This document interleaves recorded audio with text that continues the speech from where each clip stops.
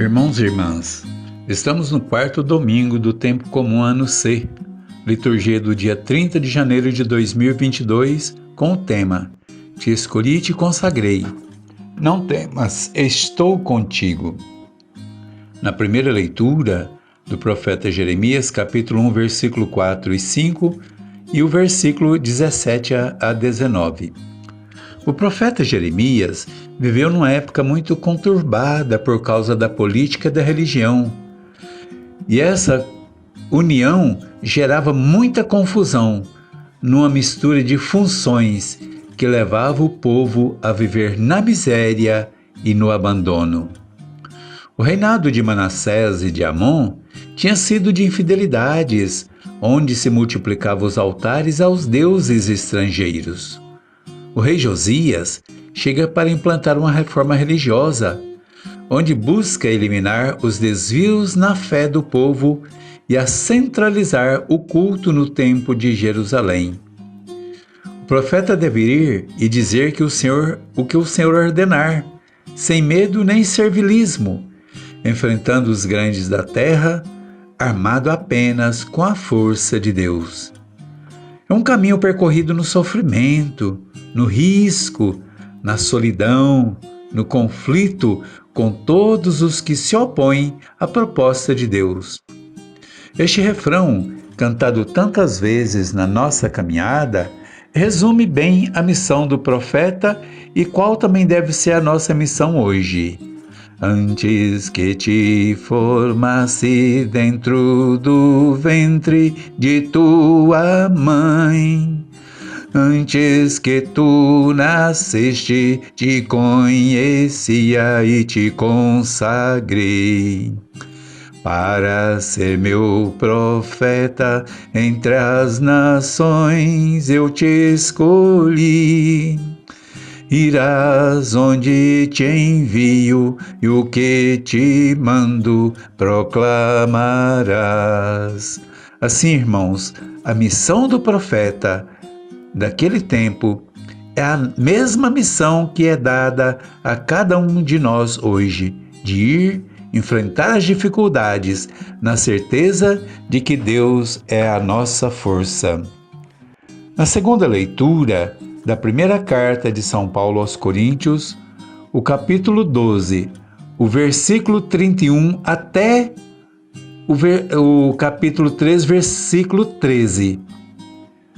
Nessa leitura fica muito claro como deve ser a prática do cristão frente aos problemas que o mundo oferece.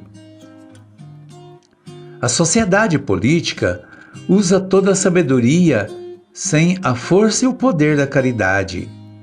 Utiliza a força do conhecimento para explorar e dominar.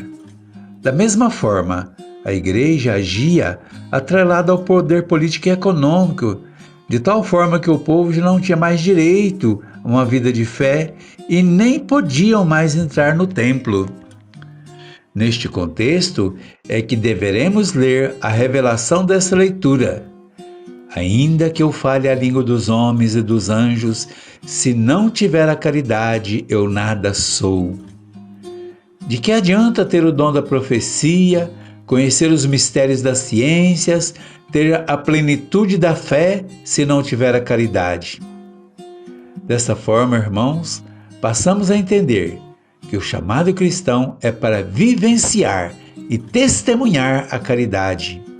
A caridade é paciente, ela não é invejosa, não é orgulhosa.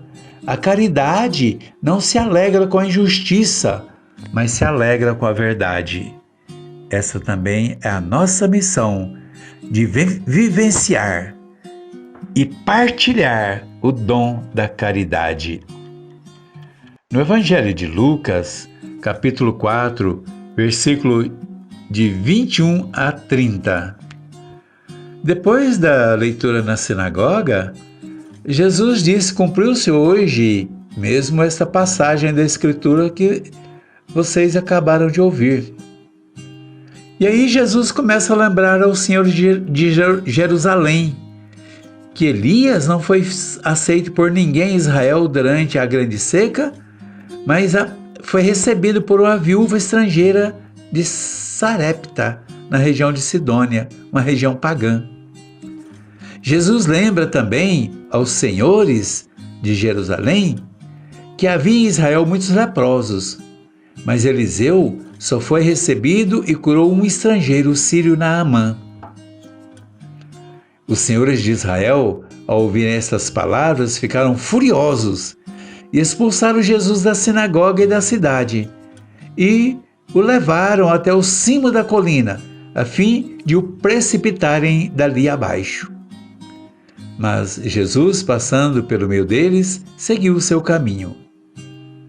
Aqueles que se acham donos do conhecimento, donos da verdade, donos do poder político, econômico e religioso, não querem escutar a verdade da boa nova e não aceitam ser questionados.